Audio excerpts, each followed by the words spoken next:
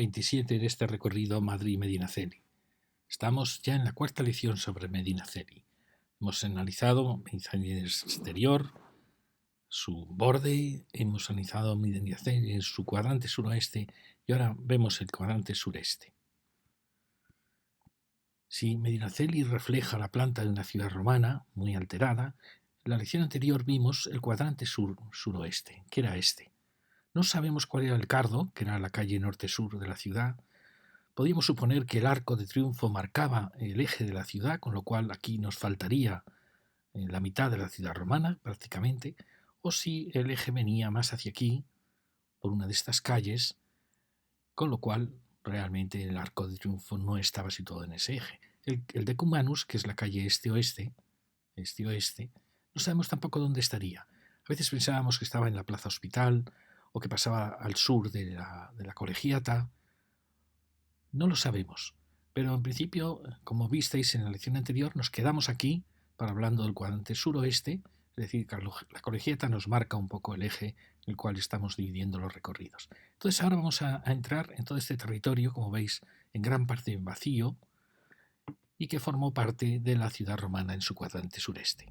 En este plano de Madoz, del diccionario de Madoz, un plano muy bonito, vemos que ya, aquí se ve muy bien la ciudad romana, ya veis que no sigue una dirección norte-sur, sino que está girada. Se ven muy bien las manzanas romanas, por lo menos en este corazón. Y vemos, sin embargo, cómo aquí se ha perdido totalmente la traza de la ciudad, pero también la traza de la ciudad medieval, de la ciudad islámica. No queda nada. No sabemos qué pasó. Sabemos que estaba aquí el barrio de San Nicolás. Fijaros que Medinaceli tiene, cuando la conquista musulmana, tenía 11 parroquias, es decir, era una ciudad muy grande, que había evolucionado desde la ciudad romana, las destrucciones al final de la caída del imperio, pero luego con la época visigoda pues se había debido convertir en una ciudad muy grande, porque para tener 11 parroquias, y de ellas, como veis, han quedado muy poquitas. Todas se concentraron en la colegiata de Santa María y aún hay restos de algunas de ellas. Por ejemplo, San Pedro, vimos la plaza en la lección anterior, San Justo, que es la calle Santiuste, aquí probablemente estaba San Nicolás, probablemente por aquí estaba San Juan del Baño, ahí vemos que estaba San Román, San Gil, en fin, hay restos de donde estuvieron esas parroquias. Bien, vamos a entrar. Como vemos, no sabemos si este eje de este arco maravilloso marcaba el eje de la ciudad. Aquí hay líneas que insinúan manzanas romanas y allí vemos lo que nos falta de la ciudad. Como vemos, hay un promontorio con una construcción, una dotación, y es un espacio muy grande que sirve de campo de fútbol, de aparcamiento, pero que sin ninguna duda, en la edad cuando llegan los musulmanes, era una ciudad muy densa, muy poblada, y probablemente también en época musulmana, aunque era ya una ciudad en parte de frontera, con un poco más de riesgo. Aquí vemos esta dotación, que tiene un juego de volúmenes muy bonitos, no sabemos qué fue. Y aquí tenemos la gran explanada del campo de fútbol, como vemos, aquí empiezan ya los barrancos que hacen que fuese una ciudad muy fácil de defender y una gran ciudad. Y vemos el final, donde está ese convento, las clarisas, y el límite de lo que hoy conocemos como la ciudad. Veis aquí hay restos de pavimento. Habéis oído en las charlas anteriores mi teoría, bueno, está comprobada en muchas ciudades, de que con las invasiones bárbaras las ciudades romanas reducen mucho su tamaño. Hacen una nueva muralla más al interior y dejan abandonadas muchas villas, algunas muy lujosas, y la gente tuvo que refugiarse en el interior de la ciudad porque eran tiempos terribles. Aún así, muchas ciudades fueron arrasadas por completo, otras resistieron. Siempre me ha parecido que en Medinaceli, el recinto que hoy vemos más puro, más cuadrado, más siguiendo el esquema romano, es el recinto que se amuralló, abandonando las viejas murallas que eran muy difíciles de defender porque exigían mucha población. Con las invasiones bárbaras decae mucho la población y las ciudades se reducen muchísimo. Tenemos ejemplos de nuevas murallas en todas las ciudades romanas, nuevas murallas que buscan formas más circulares, más fáciles de defender. Me da la impresión siempre que el núcleo que resistió fue ese núcleo en torno a la Plaza del Olmo y Plaza de la Iglesia, y que eso fue lo que quedó del Medinaceli romano. Luego, cuando ya viene la época de mayor estabilidad visigoda, pues ya la ciudad creció, y creció mucho, porque los árabes hablan de que había 11 parroquias, es decir, que volvió a recuperar los límites de lo que había sido cuando había sido una ciudad romana pujante, que habría ocupado probablemente todo el límite de las murallas. Bueno, aquí tenemos esa explanada vacía y allí el límite norte donde está el convento de Santa Isabel. Bueno, aquí vemos el arco y las alineaciones que sí que recuerdan mucho las alineaciones de la ciudad romana. Y vamos ya a ir paralelo a esta. Fijaros que aquí es una pena en Medinaceli hay una ordenanza muy sui generis porque permite las carpinterías de aluminio, permite huecos muy grandes, permite aplacar las fachadas con piedra. Es una pena porque se está perdiendo las proporciones de la arquitectura popular, que eran proporciones muy bonitas. Ahí las vemos, sabemos que eran ventanas muy pequeñas, pero bueno, era un dominio del muro. Y bueno, a pesar de eso, bueno, el ver la piedra siempre es algo bueno porque es un material muy noble. Pero veis, aquí vemos un poco los restos de las primitivas proporciones y se nota enseguida. Y esto en muchos sitios está prohibido, el aplacar con piedra, porque es una especie de no sé, de poco, valorar muy poco en los muros de carga. Pero bueno, en Medinaceli se permite, sin embargo hay otras cosas que se obliga, por ejemplo el tema de los canalones. Nos extraña que no haya una ordenanza para decidir cómo son las carpinterías, que yo creo que tendrían que ser de madera, qué se hace, si hay contraventanas o no hay contraventanas, si hay ventanillos o, en fin, y también el tamaño de los huecos. Pero bueno, aquí tenemos este lienzo que como vemos recuerda como una vieja muralla y aquí las maravillosas acacias que vimos ya en la plaza de la iglesia y que son unas acacias impresionantes. Lo que sí es maravilloso en Medinaceli es el pavimento que hace que la ciudad parezca un hogar, que parezca un cuarto de estar. Es muy acogedor y además es muy luminoso y eso ha sido un gran acierto. Ahí tenemos el aljibe, se ve que ahí había un aljibe para la ciudad. Todas las ciudades romanas muchas veces tenían aljibes, en algún punto bajo el foro o en algún punto determinado, en las ciudades árabes también. No sabemos si qué pozos, qué profundidad tendrían los pozos para poder abastecer la ciudad en caso de asedio. Esta calle la veremos luego después y seguimos por el paseo, muchísimos espacios y con esta avenida de acacias que es muy muy bonita. Y llegamos ya al límite donde aparece una serie de grandes palacios, grandes casas, que son muy bonitos. Estos los veremos en la lección posterior, ahora solo vamos a verlos de frente, igual que este. Y aquí, fijaros, aquí aparecen unas calles diagonales que marcan que algo lo vamos a ir resolviendo en las próximas lecciones.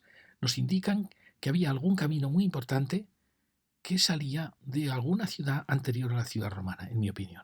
Porque como veis, no se dirigen hacia la ciudad romana, cuyo corazón más o menos podría seguir esta calle, sino que se dirigen hacia un punto mucho más al norte. ¿O es que la ciudad romana era mucho más grande y tenía otras puertas que no conocemos y que veremos en las próximas lecciones? ¿De dónde procede este camino con tanta construcción a cada lado? ¿Es un camino anterior a la fundación de Roma, de la ciudad celtíbera? ¿O es un camino medieval trazado sobre las ruinas de las manzanas romanas? Pero, ¿de dónde procede? Vemos que procede de la zona del Palacio Ducal. Y eso es muy, muy extraño. Nunca un camino medieval nace de un palacio, nunca.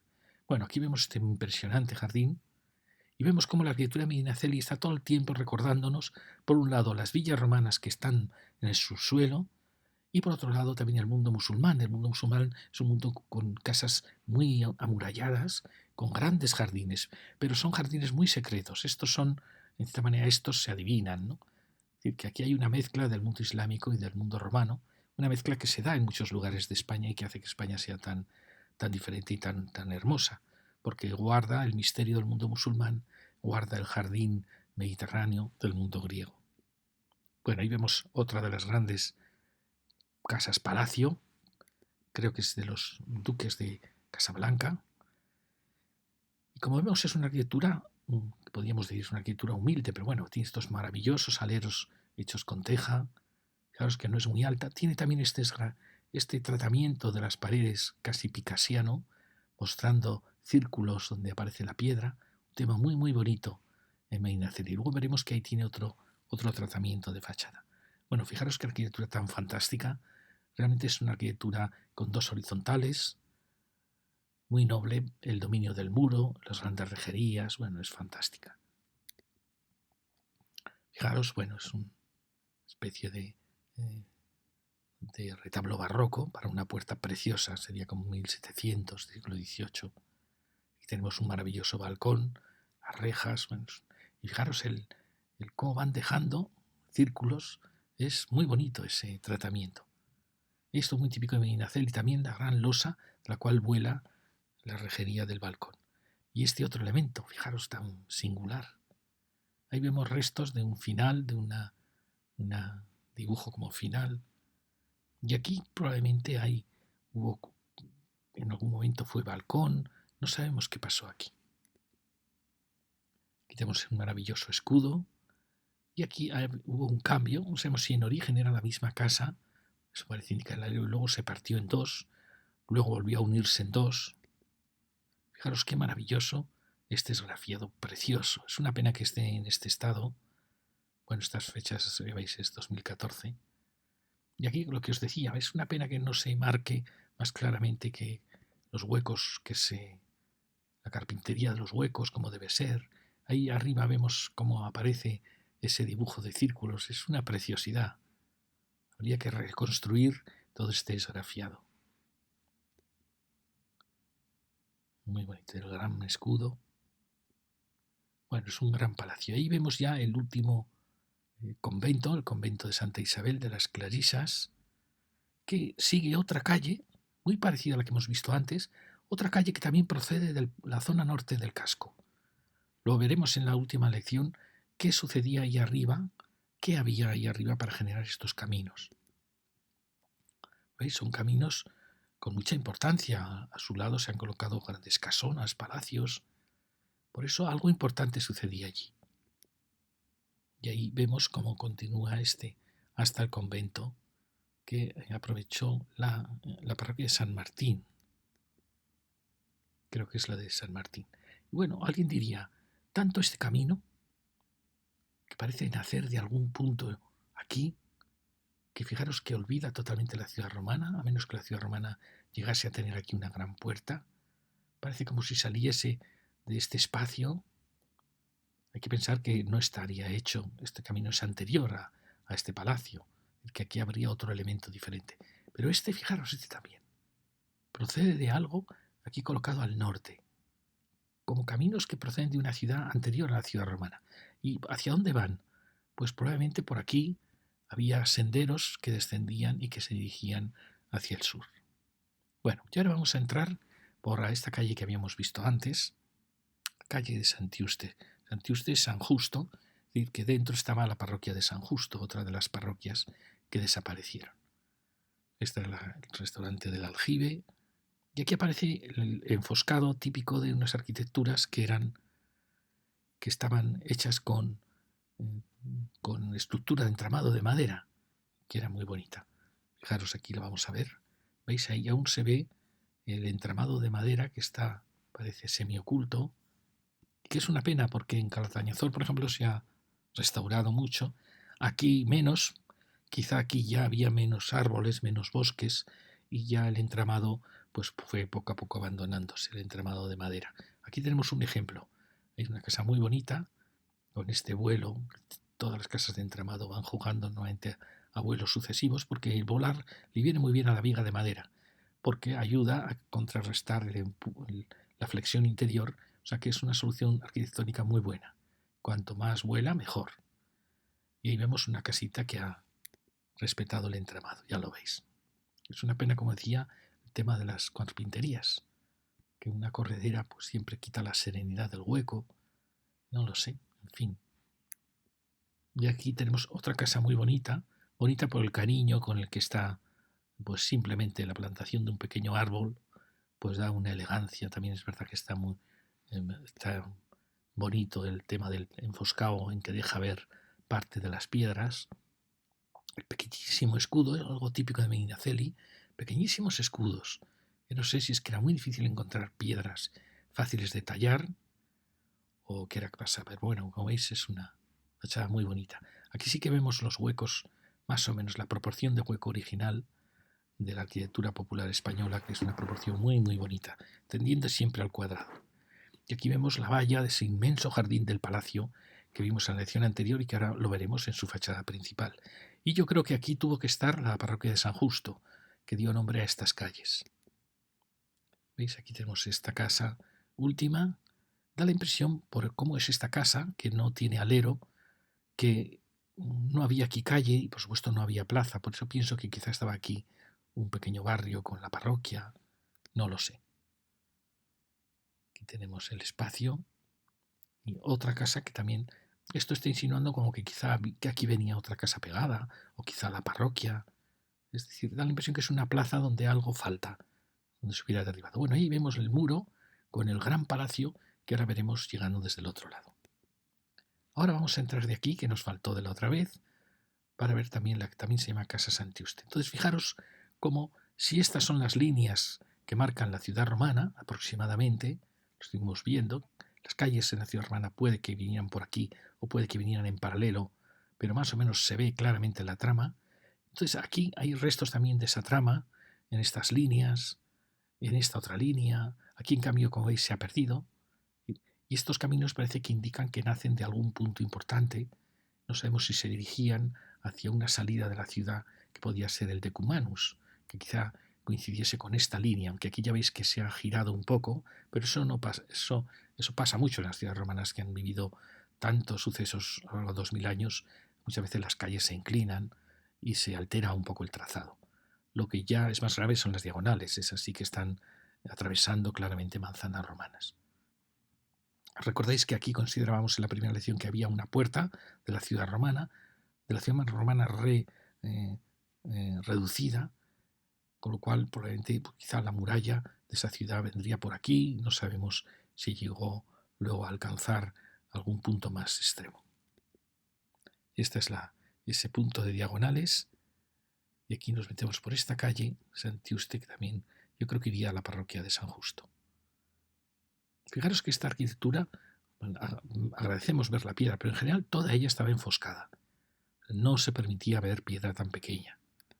Pero bueno, vino la moda de sacar la piedra. Fijaros que esto es impresionante. Parece dibujos de la India, dibujos árabes. Una puerta muy curiosa. Como veis, es una casa con una rejería muy sencilla. La pena es las carpinterías. Y como veis, no hay un criterio claro. No sé cómo fue la carpintería original de Medinaceli. Si era una carpintería a interiores, si había algo al exterior. En los climas muy fríos, a veces la carpintería se marcha afuera, sobre todo en los climas húmedos de ciudades marítimas, para que no entre la humedad a través de los laterales de los muros. Ahí está lo que está pasando, como veis, con estas carpinterías que vienen a ras para evitar que el muro se enfríe. No sé cómo sería en Medinaceli. Me da la impresión que las carpinterías estaban hacia adentro, tenían ventanillos. Bueno, y aquí vemos este recorrido que hemos hecho y vemos este palacio. Perdonad para que vamos a centrar en este gran palacio, que ya hablamos de él la otra charla, pero fijaros que es una de las piezas maravillosas, una pieza cuadrada con restos de un primitivo atrio o patio y también con su gran jardín. Casi repite el esquema de la villa romana. No sabemos si coincide con una manzana romana, muy probablemente. En sus dimensiones quizá las manzanas romanas, como vemos aquí, medían 27, este mide 25 y algo, pero bueno, también es verdad que esta marca una línea muy clara, que perfectamente podría ser de la ciudad romana. Y aquí lo tenemos, un ejemplo precioso. Es un cubo con una rejería fantástica, unos aleros, y que ha tenido una actuación en que ha mejorado, como veis, la sillería, ha cambiado la mampostería por sillería. ¿Por qué? Porque se ha querido mostrar, crear una fachada noble hacia esta plaza. Eso quiere decir que la plaza de la iglesia o la plaza del Olmo, en el momento en que este palacio se reforma, pues ha perdido la vida, y la vida está ya hacia aquí, hacia el este, por así decir, hacia el sureste. Es curioso. Yo siempre pensé que este palacio iba a tener la fachada principal hacia la plaza de la iglesia, pero no, no es así. Y aquí tenéis lo que fue la primitiva casa romana. Como veis, tenía el atrio, es decir, era un espacio que había nacido como el lugar del fuego, y por aquí salía el humo del hogar. Era una casa muy misteriosa, muy austera, sin columnas. Luego esto se fue transformando en el lugar de la lluvia, ya pasa a ser un espacio de distribución, pero el atrio, la palabra atrio, viene de atr, el ruido de los leños al arder. Bueno, este esquema es un esquema del origen de la casa romana. Y este es ya el siguiente esquema en que la casa romana ha incorporado la casa griega, que es un peristilo de columnas que han podido pasar también al atrio, y esto ya no es el atrio este misterioso de recibir, sino que ya es una casa de disfrute en torno a un jardín o un patio. Luego, una tercera casa sería un gran jardín. Y como veis, Roma va incorporando elementos de las distintas civilizaciones. Esta sería la casa primitiva del atrio, que se parece muchísimo a esta casa que estamos viendo en Medinaceli, una casa como veis de 2 plantas, donde en torno a un espacio que luego pasó a ser el espacio de recibir y recoger el agua, pero en origen había sido el corazón del hogar. Y luego un espacio ya más griego, donde ya el sol entra, las habitaciones ya son más íntimas quizás, y ya es el jardín. Podía haber un tercer espacio ya puramente de jardín. Entre los dos está el comedor, que es el espacio importante de la casa. Aquí lo veis, la casa del atrio, la casa del peristilo, que aquí están un poco compitiendo. En medio estaría el comedor. Fijaros, esta es en Pompeya. Esta es una casa romana con el atrio. La casa original era más bajita, pero fijaros, no hay columnas, sino hay enormes vigas que crean un hueco en el cielo. Es el origen de la casa romana. Como veis, es una casa muy misteriosa que nació de que aquí estaba el fuego del hogar y luego pasó a ser el espacio de recoger el agua de lluvia. Es el espacio de recibir, el espacio que un poco simboliza la casa. Como veis, se parece, pero es muy diferente al espacio que vamos a ver ahora del peristilo. Claro, son espacios enigmáticos, misteriosos. En cambio, ahí vemos la otra casa que se ha añadido, la casa griega, mucho más luminosa, mucho más alegre. El mundo romano original es un mundo muy, muy triste, muy misterioso, como es el mundo etrusco. Aquí se ha producido un mix, como veis, ese atrio ha sido sujeto, porque era muy difícil con grandes dimensiones crear grandes vigas sin columnas, y ha creado un espacio un poco confuso, porque, como veis, ya es una mezcla entre atrio y peristilo. Aquí vemos muy claramente esa sucesión. Esta primitiva casa etrusca romana y detrás la casa romana griega, y en medio estaría el salón del comedor. Aquí lo veis muy bonito, otra casa. Fijaros el espacio del atrio, que al final acabó siendo la casa pura de recepción, y el peristilo, donde al final era donde se hacía la vida. Aquí tenemos el peristilo, un espacio precioso. Una herencia del mundo griego transformada por Roma, porque Roma todo tendía siempre al cuadrado. Y esta es en las casas de Julio Briga, una ciudad en Santander, en Cantabria, que también son las casas típicas romanas de un módulo en torno a un peristilo, atrio peristilo, con un gran jardín. De aquí tomaron los monasterios medievales sus claustros. Bueno, y ahí vemos ese gran cubo palacio, fantástico, y la calle que no sabemos si quizá el Decumanus venía por aquí o venía al lado de la colegiata. Aquí vemos otra gran construcción que forma parte, parece, de las construcciones de la colegiata. Bueno, y vemos esos pequeños escudos de Medinaceli ahí ennoblecido. Ahora vamos a recorrer, hemos visto esto, creo que nos falta recorrer esta última plaza y luego venimos ya por esta calle. Bueno, venimos ya por la calle, sí. Este es el restaurante del Aljibe. Fijaros que esto parece siempre una línea de muralla que quizá coincidía con una calle romana que había sido abandonada. Es un espacio muy alegre. La vida se ha marchado a este lado de la ciudad. No se ha ido al sur dando hacia el arco ni hacia el oeste, no. Se ha venido aquí. Eso a veces es imprevisible, pero normalmente suele ser el lugar más vital, más luminoso, con más espacio. Y aquí claramente hay espacio para aparcar, espacio para llegar. Bueno, aquí tenemos estos muros con huecos que son hueco tradicional. Ya veis, ahí se ve la ventanita tradicional protegida para la nieve. Y parece que no había contraventanas en estas ciudades. No sabemos si aquí hay una arquitectura de madera,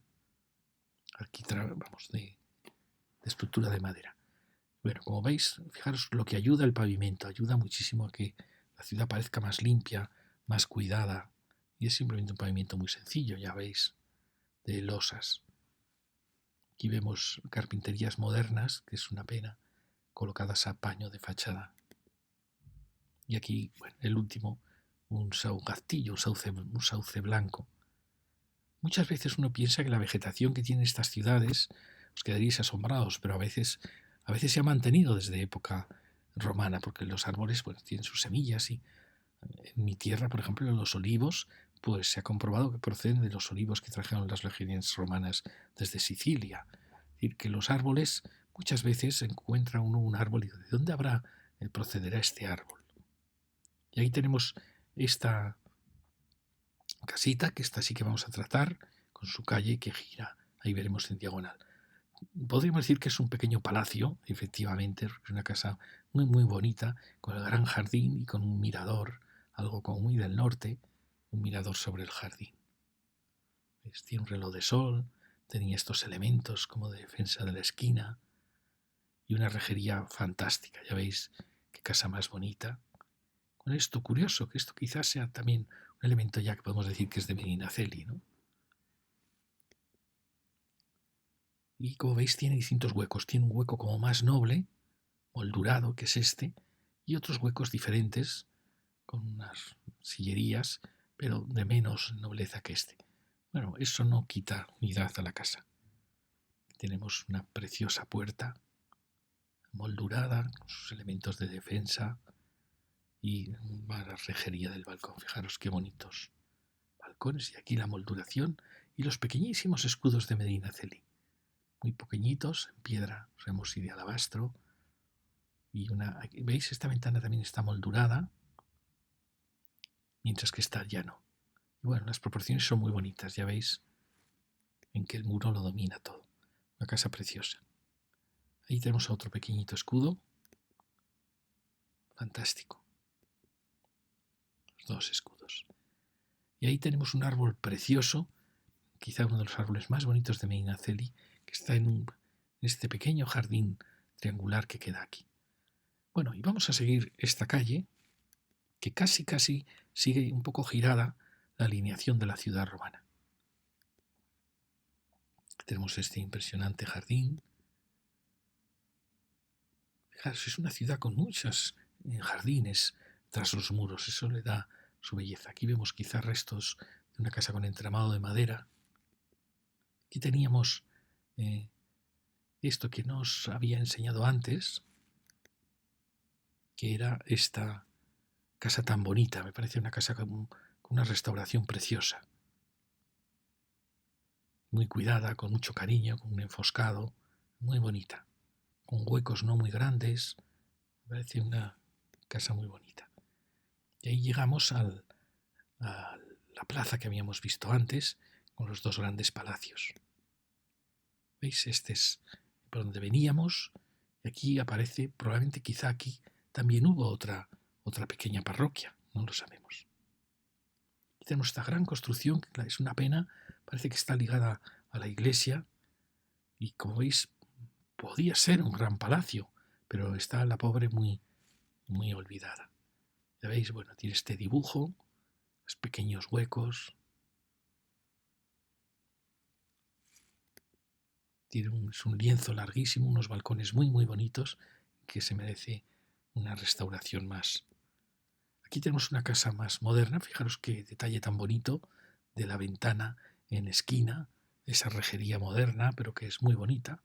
Bueno, es una casa interesante, aunque se ve que el muro es nuevo, veis que está colocado con muy poco sentido constructivo, y ahí vemos por fin, dentro de estos ejes, no sabíamos si este era uno de los ejes de la ciudad, el Cardo, era una posibilidad porque este coincide de cierta manera con el eje del arco romano.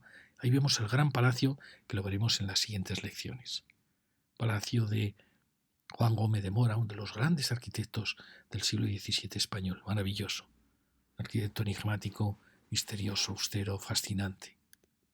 Pero quería que vierais el contraste entre esa arquitectura y esta arquitectura tan poderosa del último gótico y del primer renacimiento español. Ahí todo es ya composición, mientras que aquí todo es mostrar las tensiones de la fuerza, de los grandes bóvedas, los empujes. Eso era la herencia del gótico.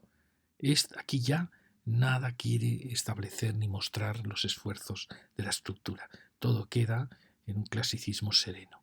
Entonces Es un contraste brutal entre este es el final de la Edad Media y este ya es el mundo del Renacimiento, en cierta manera.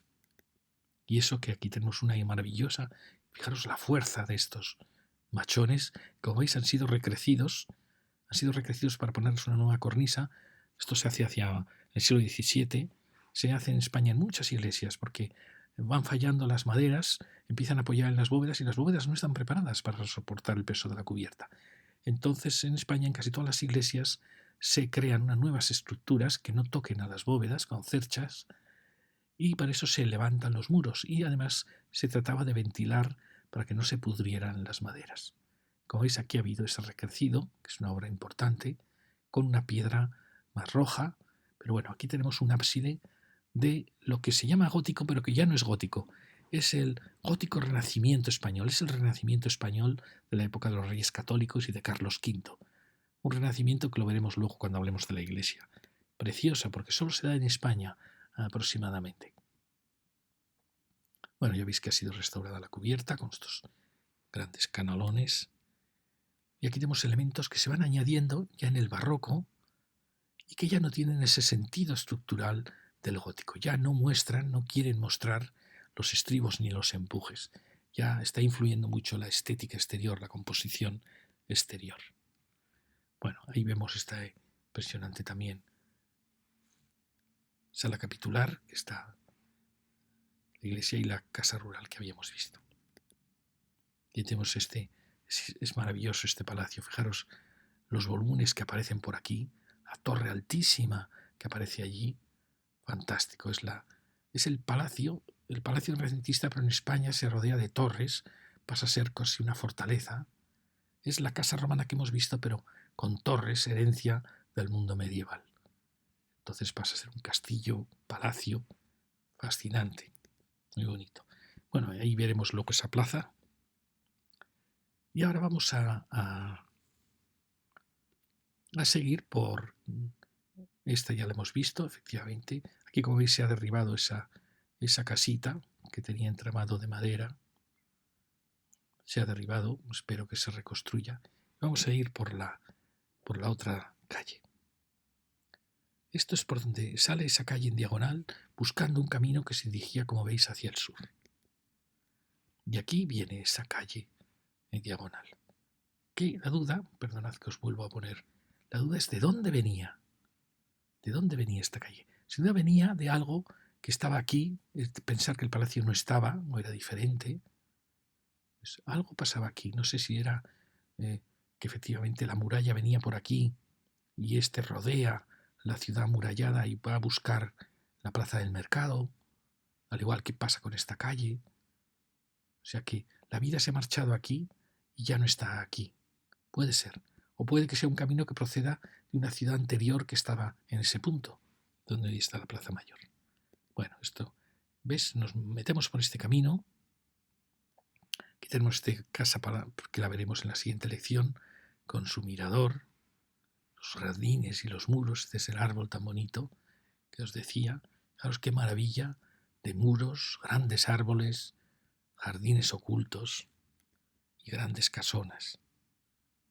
Fantástico, es una calle muy bonita. Fijaros lo que ayuda el pavimento. Un pavimento tan sencillo, de la roca, de la piedra, fantástico. Y aquí tenemos una casa.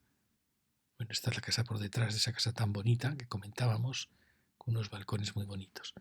Nunca he sabido si había contraventanas en Medinaceli o no, o si había toldos o persianas, algún elemento para proteger en el verano. Da la impresión que no. Aquí tenemos los espacios de entrada. Y aquí aparece una casa que veremos que tiene esos arcos, esas ventanas en arco. Mirad, tenemos un pequeño rincón muy típico de Medinaceli, esos escudos. Fijaros, es una casa muy bonita, ¿veis? El que hizo la casa encaló el alero, lo cual le da un aire elegantísimo. Luego estos pequeños arcos, pues es como un pequeño palacio. ¿Veis? Es una casa con unas pretensiones de palacio, una casa muy bonita. Tenemos estos rincones se generan siempre, nuevamente en las ciudades romanas, por la perder parte de las construcciones cuadradas. Y eso que aquí estamos dentro de una calle que sigue una diagonal. Fijaros qué diferentes arquitecturas. Esta tiene alero de madera, que en origen probablemente Medinaceli todos serían aleros de madera. Luego, al escasear ya la madera, pues todos ya empezaron a utilizar los aleros, que son muy bonitos también, de teja. Fijaros, es casi la misma composición, pero veis, este está utilizando contraventanas y este en cambio el enfoscado. ¿Veis? Ambas quedan muy bien. También queda muy bien esta mezcla de piedra en las partes que tienen humedad, porque en las zonas está siempre el enfoscado, sufre mucho, y enfoscado a partir de un elemento más alto. Aquí vemos esta calleja, que veis, hay grandes dinteles a uno y otro lado, grandes portalones, de lo que fueron para casas nobles. Fijaros esta rejería tan preciosa, no eran barrotes hechos como ahora, con un molde y fundición, estaban hechos en forja. ¿Veis siempre este detalle de la piedra? Y de ella salen los elementos de hierro. Detalle muy bonito, que sí podríamos decir que este detalle es típico de Medinaceli, al igual que este enfoscado que deja ver los círculos de las piedras. Seguimos, aquí vemos contraventanas y las nuevas casas. Otro balcón precioso. Y llegamos de nuevo a la valla del palacio. Aquí tenemos una casa bastante alta, con 2 pisos, y toda ella enfoscada. No sabemos si aquí oculta un entramado de madera o no. ¿Veis? Es una gran casa. Ahí tiene ese dibujo final que remata las casas, que es muy bonito. ¿Veis? Aquí también se ha hecho una plantación al pie de la casa, que ayuda mucho. Ahí vemos huecos. No sabemos si aquí hay un entramado de madera detrás de ese enfoscado. Y llegamos bordeando el palacio, que es un palacio, veis, precioso, lo veremos en otras lecciones. Aquí hay una sensación curiosa. Bueno, y vemos el palacio. ¿Qué sensación es? La sensación como si aquí hubiese habido una muralla, un límite de ciudad. Es como si fueran plazas de frontera y la ciudad al exterior estuviese en la plaza mayor. Es decir, que este fuera el límite de la ciudad romana. O si no es este. Esta sensación de la gran torre, sabemos que aquí había una torre, sabemos que había torreones, como si aquí hubiera habido un castillo que hubiese defendido la última ciudad romana, la más pequeña, que lo hubiese defendido y teniendo delante una gran explanada. Es una sensación rara, como de que por aquí se entra a una ciudad distinta. También está este esquema en L. Aquí tenemos otra gran casa que restaurada sería un precioso y pequeño palacio. Mirad esa cornisa tan bonita de yeso. Otra casa muy, muy bonita. ¿Veis ahí? Hay algo extraño aquí, como si hubiese habido aquí un torreones, elementos de muralla, que podrían haber sido estos, o bien esta línea. Es una sensación. Muchas veces las ciudades te dan la sensación, cuando uno va recorriendo, de que esa fue la muralla, de que ahí estuvo el foso. Y aquí hay una sensación rara, como de transición entre ciudades. Perdonad, ahí también os quería enseñar. Cuando uno ve estas casas tan estrechas, piensa, quizá por aquí venía el Cardo, la famosa calle norte-sur, que la estamos buscando, porque muchas veces cuando las calles se abandonan, inmediatamente las casas las ocupan. Y es extraña esta casa tan estrecha entre parcelas más grandes. Y ahí tenemos esa construcción que al otro lado, recordáis, era una construcción unitaria, muy, muy bonita. Aquí, como veis, ha sido muy, muy alterada. Una pena porque da la impresión que hubiera sido una construcción. Recordáis que tenía los grandes balcones con el gran círculo. La casa esa era diferente, pero todo parece indicar una construcción unitaria que iba de un lado a otro lado. Aquí tenemos ese final. Y aquí aparecen esas parcelas que avanzan y los grandes muros. ¿Veis? Y llegamos al lado de los gigantes machones de la iglesia, a este final. Aquí habla del mío Cid. Tenía a sus hijas y Jimena aquí. Y el precioso árbol de la plaza de la iglesia, antes llamada Plaza del Olmo. Hemos dicho que todas las antiguas ciudades españolas y pueblos El corazón de su ciudad, el origen de su ciudad era una plaza donde siempre había un olmo, como el árbol sagrado que había dado origen a esa aldea, a ese pueblo. Aquí ya no hay olmos, pero tenemos este maravillosa conífera. No sabemos si es un cedro del Atlas o un cedro del Líbano. Precioso. Bueno, hemos visto todo esto. ¿Veis? Aquí hay como algo extraño. Como si aquí acabase la ciudad romana, en una línea de muralla, que hubiese venido, ya recordáis, hemos visto en las otras lecciones, rodeando este gran cuadrado. No sabemos esa casa que hemos visto aquí, no sabemos si por aquí vendría el Cardo, el norte-sur, si aquí vendría el Decumanus. Pero bueno, aquí se ve que también es verdad que la iglesia original sería mucho más pequeña. Probablemente esa iglesita los musulmanes la transformaron en mezquita. Es decir, que aquí estaría probablemente la mezquita mayor de Medinaceli. Y vamos a ver ya la iglesia con esta entrada barroca. Es curioso cómo la entrada principal no da hacia el sur, no da hacia la plaza de la iglesia. Está pasando lo mismo que pasó con el palacio. No abre su portada principal a la plaza de la iglesia, sino que la abre hacia el exterior. Aquí está pasando lo mismo. Está abriéndose hacia el norte, a pesar de lo peor que es el clima del norte, está abriendo hacia aquí la fachada principal. Luego vemos que se hizo un pórtico para tratar también de abrir una importante fachada al sur. Pero es curioso. Bueno, este mundo de trantes salientes, siempre ya del barroco, de un barroco final, y la impresionante torre. La torre es fascinante. Fijaros qué sillería tan maravillosa. Es como la última torre del estilo de Felipe II, la última torre, aunque realmente ya ella es encargada, bueno, al final de los Austrias, comienzo de los Borbones, se encarga al final del siglo XVII, pero realmente se construye en el XVIII. Pero ella es como la última herencia, podríamos decir, del Escorial, de Juan de Herrera, de esa España que dominó el mundo. Es una torre impresionante. Fijaros la sucesión de cuerpos, una torre renacentista, maravillosa. Fijaros que hay pocas torres renacentistas, porque en Italia no hay torres.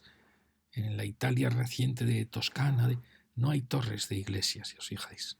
Está el campanile de las catedrales, pero en España, en cambio, la torre es algo muy importante, sobre todo el Renacimiento, en el Barroco. Herencia quizá del alminar, quizás si aquí hubo una mezquita, probablemente habría un alminar. Bueno, fijaros qué torre. Mirad, aquí algo pasó cuando hicieron esta torre con sus cimientos, pues probablemente esta pared se les vino abajo o se empezó a inclinar, porque es una iglesia muy ancha, y tuvieron que crear este machón, reforzar el otro machón, algo pasó aquí, y tenemos ahí la antigua ventana renacentista, que no sé si la tuvieron que cambiar de sitio o no, pero bueno, parece que no. Ahí veis, ahí ya había otra ventana, se nota ahí el arco. Bueno, todo esto da la impresión que algo pasó y tuvieron que reforzar la iglesia, porque la iglesia es una iglesia de 1500, una iglesia ya renacentista, aunque con estructura gótica de ese renacimiento español que sigue usando el gótico. Mirar la torre, bueno, es una maravilla de torre tan perfecta. Al lado es un mundo, el mundo de Escorial, de Juan de Herrera, que aquí tenemos su herencia, muy distinto, como distinto era el mundo de Felipe II del de Carlos V e Isabel. Este es el mundo más optimista, mucho más alegre, de este renacimiento que ha tomado todo lo bueno del gótico. Este ya es un mundo militar, defensivo, mucho más violento, más austero. En cierta manera, Juan de Herrera truncó la arquitectura que se estaba haciendo en el Renacimiento español, la arquitectura que usaban las bóvedas góticas, truncó y creó un estilo nuevo, que fue el estilo herreriano, el estilo de Felipe II, que marcó un poco toda la arquitectura española. Pienso yo que este estilo hubiese generado verdaderas maravillas si se lo hubiera dejado seguir unos años más. Aquí tenemos ese machón y el último machón del último. Este es el machón de la estructura de la nave gótico renaciente y este es el machón de la estructura ya escurialense, podríamos decir. Bueno, aquí vemos, es una nave anchísima, una locura de anchura, y un presbiterio más estrechito. Esto no lo hemos visto demasiado. No sabemos si es que se empezó con un plan de hacer una iglesita más estrecha, renaciente, gótico renaciente, y como estaba aquí la primitiva iglesia, hicieron primero el presbiterio, y luego cuando ya aquí esto se pudo cerrar para tener misa aquí, se derribó la iglesita románica. Y entonces se decidió, quizá no, se decidió hacer una iglesia más ancha. Pero también podía ser que en los planes originales estuviera este juego de 2 anchuras, perfectamente. Aunque es raro, no hemos encontrado iglesias del Renacimiento español que tengan esta sensación telescópica, ¿no? Bueno, aquí tenemos la maravillosa torre con sus relojes, vista desde otra posición. Aquí vemos el levante, ¿veis? Se nota que aquí vino otro arquitecto con otra piedra y levantó las cubiertas.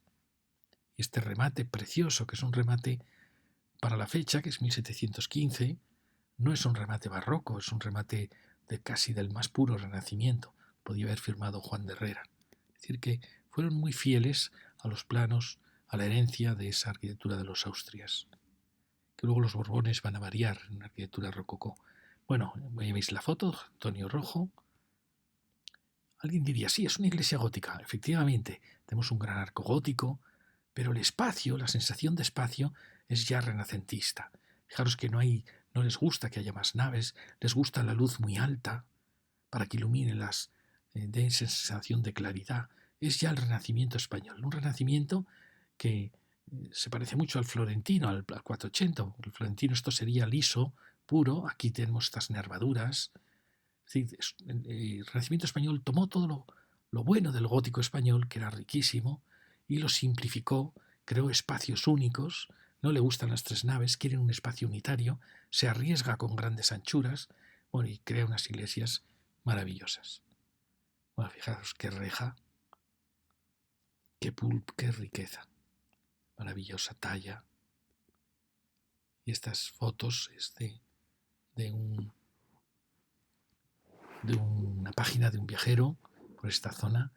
Mirad qué bonita la luz alta. Es una iglesia fascinante. Esta anchura realmente lo transformó todo. Mirad las bóvedas tan preciosas. Son bóvedas góticas, efectivamente, pero ya la sensación de amplitud, la claridad, ya es el espíritu ya renacentista. ¿Veis? Son como velas hinchadas al viento. Muy bonita. Mirad, por ejemplo, este pilar sí que es gótico. ¿Veis? El gótico le gustan mucho las aristas, pero este ya sería renacentista, que le gustan las formas suaves.